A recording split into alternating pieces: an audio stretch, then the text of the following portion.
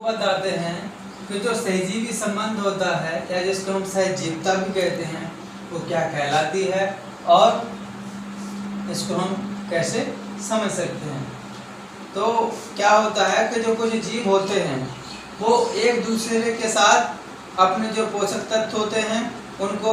बांटते रहते हैं, यानी कि जो पोषक तत्व हैं वो मान लीजिए दो जीव हैं, एक जीव के पास कुछ पदार्थ हैं तो वो दूसरे पदार्थ को दे देगा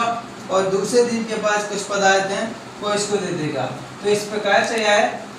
एक दूसरे को अपने खाद्य पदार्थों को देते रहते हैं और यह एक संबंध बन जाता है, तो उसको हम सहजीवी संबंध कहते हैं। और इस प्रकार के जो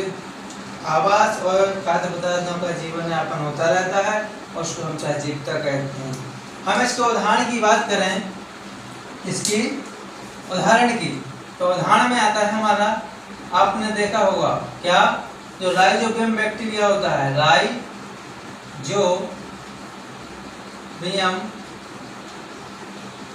बैक्टीरिया,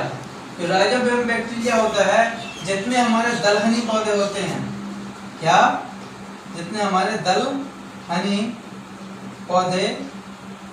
जितने हमारे दलहनी पौधे होते हैं,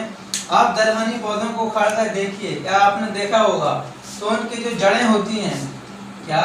कि जो उनकी जड़ें होती हैं उनमें ऐसे दाने पाए जाते हैं। तो जो दाने पाए जाते हैं,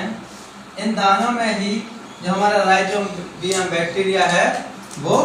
पाया जाता है। तो जो राइजोबियम बैक्टीरिया है उसका काम है कि जो वायुमंडल में नाइट्रोजन होती है, जो वायुमंडल की नाइट्रोजन का स्थिरीकरण करता रहता है और पौधों को देता रहता है, जिससे कि पौधे वृद्धि करते रहते हैं और बदले में पौधे से खनिज पदार्थ यानी कि लवण को लेता है। एक क्रम बराबर चलता रहता है। इस प्रकार से दोनों एक साथ रहते हैं, तो इस प्रकार के जीवन को सहजीवी संबंध कहते हैं। इसलिए कहते हैं क्योंकि जो राइजोबियम बैक्टीरिया होता है जो वो वायुमंडल के नाइट्रोजन को स्थिरीकरण करके पेड़ पौधों को देता है, जिससे वो वृद्धि कर लेते हैं और बदले में पेड़ पौधों से खनिज पदार्थ पोषक पदार्थों को लेता है। तो इस प्रकार के संबंध को सहजीवी संबंध कहते हैं और यह संबंध हमेशा चलता रहता है, तो उसको हम सहजीवता भी कहते हैं।